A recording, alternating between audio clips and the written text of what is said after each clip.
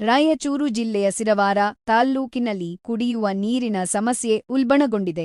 ಕಳೆದ 1 ವರ್ಷದಿಂದ ಹನಿ ನೀರಿಗೂ ಪರದಾಡುತ್ತಿರುವ ಗ್ರಾಮಸ್ಥರ ಅಳಲು. ಸಿರವಾರ್ ತಾಲ್ಲೂಕಿನ ಹಿರಾ ಗ್ರಾಮ ಪಂಚಾಯತ್ ವ್ಯಾಪ್ತಿಯ ಕಲಂಗೆರ ಗ್ರಾಮದ ಅಂಬೇಡ್ಕರ್ ನಗರದಲ್ಲಿ ಕುಡಿಯುವ ನೀರಿನ ಸಮಸ್ಯೆ ತೀವ್ರಗೊಂಡಿದೆ. ಕಳೆದ 1 ವರ್ಷದಿಂದ ಇಲ್ಲಿನ ಜನರಿಗೆ ಕುಡಿಯುವ ನೀರು ಮರೀಚಿಕೆಯಾಗಿದೆ. ಸ್ಥಳೀಯ ಗ್ರಾಮ ಪಂಚಾಯತ್ ಅಭಿವೃದ್ಧಿ ಅಧಿಕಾರಿಗಳು, ನೀರು ಮತ್ತು ನೀರು ನಿರ್ವಹಣಾ ಸಿಬ್ಬಂದಿಯ ನಿರ್ಲಕ್ಷ್ಯವೇ ಈ ದುಸ್ಥಿತಿಗೆ ಕಾರಣ ಎಂದು ಕರ್ನಾಟಕ ದಲಿತ ಸಂಘರ್ಷ ಸಮಿತಿ, ದಾದಾಸಾಹೇಬ್ ಡಾ.ಎನ್. ಮೂರ್ತಿ ಸ್ಥಾಪಿತ ತೀವ್ರ ಆಕ್ರೋಶ ವ್ಯಕ್ತಪಡಿಸಿದೆ. ನೀರಿಲ್ಲದೆ ಹೆಣ್ಣು ಮಕ್ಕಳು ಅರ್ಧ ಕಿಲೋಮೀಟರ್ ದೂರದಿಂದ ಮಡಕೆಗಳಲ್ಲಿ ನೀರು ಹೊತ್ತು ತರಬೇಕಾದ ಅನಿವಾರ್ಯತೆ ಎದುರಾಗಿದೆ.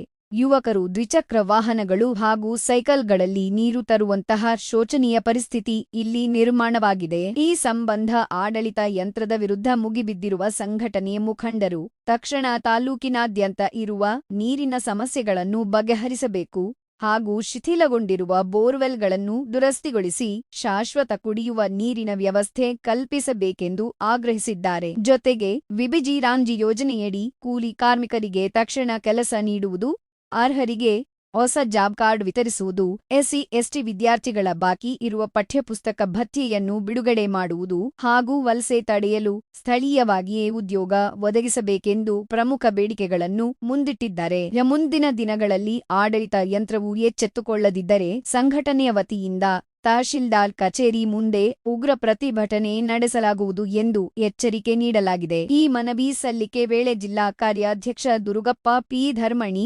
ಉಪಾಧ್ಯಕ್ಷ ಎಂ. ಮನೋಹರ್ ಸಿರವಾರ, ತಾಲ್ಲೂಕು ಅಧ್ಯಕ್ಷ ಯಾಕೋಬ್ ಹುಲೇರ ಸೇರಿದಂತೆ ಪ್ರಮುಖರು ಉಪಸ್ಥಿತರಿದ್ದರು.